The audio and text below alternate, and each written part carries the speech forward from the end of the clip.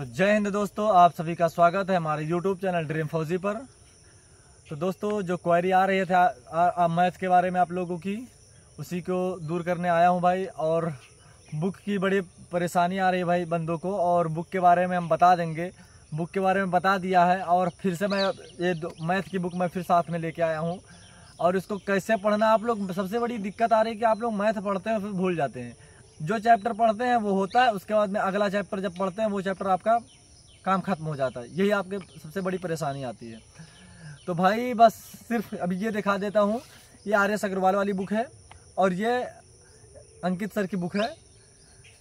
अगर आप एकदम बिगिनर हैं, आपको कुछ नहीं आता है, तो आप आर.एस. अग्रवाल लगाइए तो लगाइए। अगर एकदम आपसे क्वेश्चन होता ही नहीं, हिलता नहीं है क्वेश्चन, सिर्फ बुक का क्वेश्चन देखकर डर जाते हैं, तो आप यही बुक लीजिए। फ़ायदा इसमें यह है कि यह बुक पतली है, इससे आपका मन नहीं घबराएगा। और ये बुक है जो ये मोटी है भाई, और इसमें क्वेश्चन है ज़्यादा। तो ये क्वेश्चन ज़्यादा है तो आपके लिए थोड़ा दिक्कत आती है कि भाई इतना क्वेश्चन कैसे करें।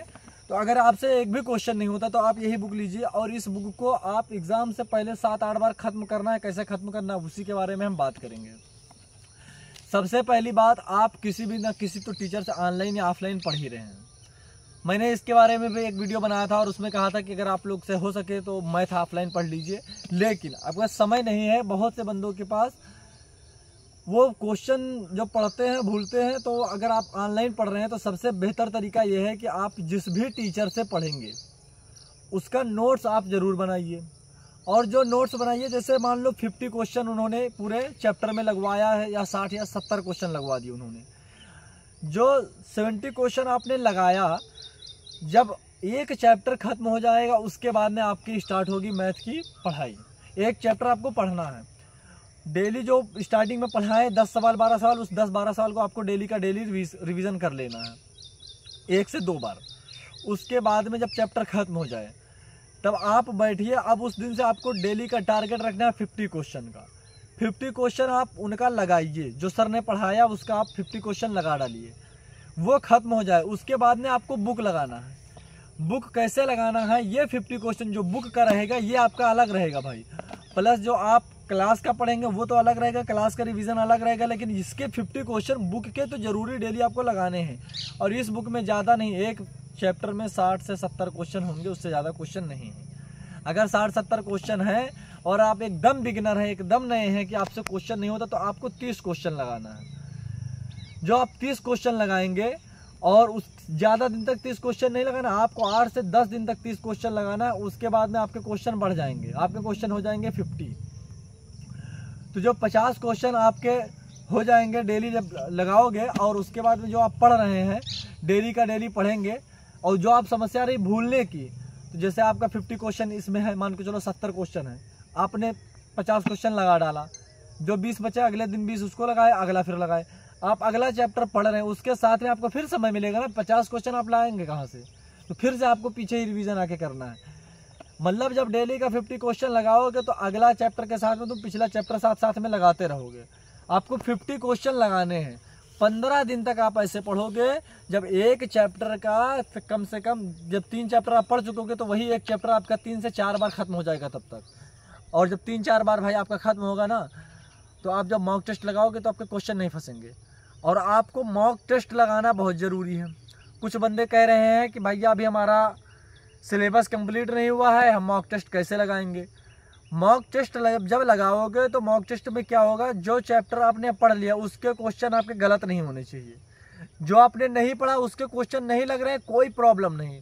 लेकिन जो चैप्टर आपने पढ़ लिया उसका क्वेश्चन नहीं छूटना चाहिए। अगर उसका कोई क्वेश्चन, कभी कभी ऐसा होता है कि छूट भी जाता है, अगर छूट गया तो उस क्वेश्चन को आप कॉपी पर नोट करिए।